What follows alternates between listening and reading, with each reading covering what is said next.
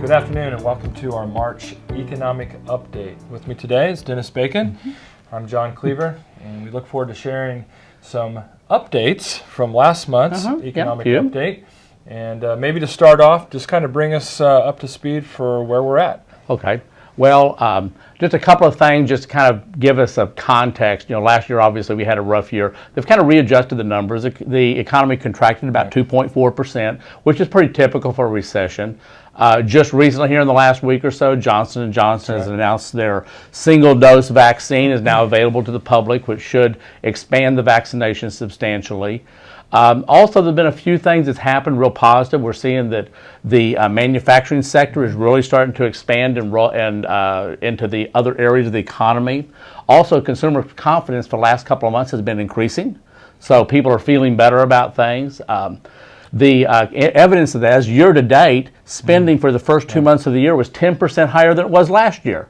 Now, some of that's catch-up, obviously, but it means it's not in the doldrums that we had anticipated. Also, housing prices and starts have increased, as well as we're seeing really good growth in China and the UK. There's possibility we're seeing some stuff in Europe, but those are the areas that really are doing well right now. Well, one of the big headlines that we see right now is interest rates, what's happening with interest rates, and of course the impact on bonds, the 10-year Treasury. You want to unpack that one a little bit? Well, we'll do real briefly on that. Where the bond yield, the 10-year yield has went from about 0.7% several months ago to about 1.4, 1.5 today. I looked at a portfolio the other day, and holdings back in August, and the bonds have dropped, 3 to 4% in valuation. So that's the impact of the bond move. So that's a thing we need to be very well aware of as we move forward. If the economy starts to contract or something, that issue will go away.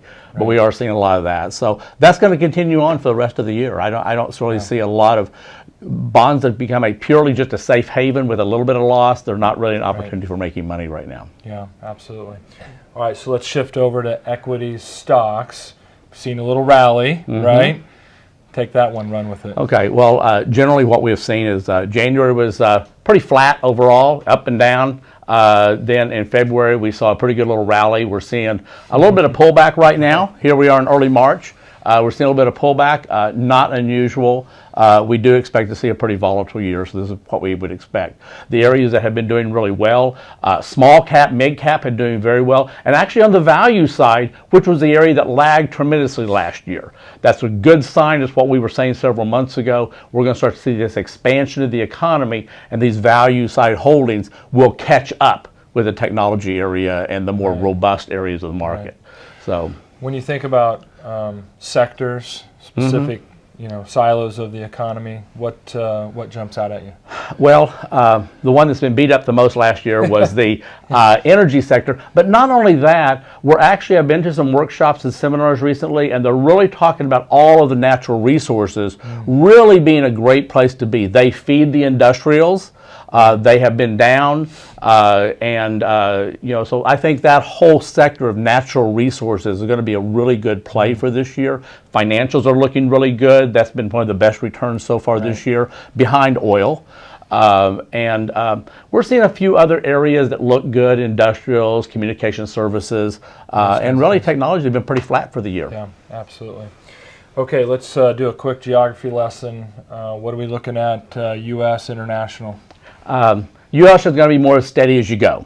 Okay. I look at Europe really still going to struggle, and there's I consider too many systemic problems in Europe with the way that they do business. Not a good opportunity for entrepreneurship. But the UK is actually doing really well right now. A little bit surprising. They kind of lagged the recovery with everybody else. But the real places to be is in Asia and the emerging markets. Asia's outside of Japan. So I really feel like those are great places to be as we move forward into this next year, and maybe a little repositioning, but stick with the eastern part of our culture, if you will. Excellent. All right, sum it all up. What's your key takeaway? The recovery is starting to rotate back to value. we're going to have volatility for the rest of the year. Emerging markets are going to be a great place to be. Small caps are going to be a good place to be. It's not going to be like the years we've seen in the past.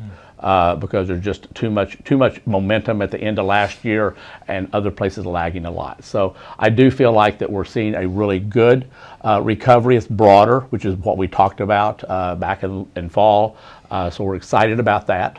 A little more stability, I think, in the economy, and well, that's kind of what we see right now.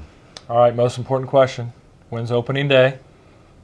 I haven't counted it. 30 days? I don't know. I haven't counted it yet. And who wins the World Series? I know the Cubs won their first game of the year. That's all I know. Oh, you're a Royal fan, aren't you? Who wins the World Series this year?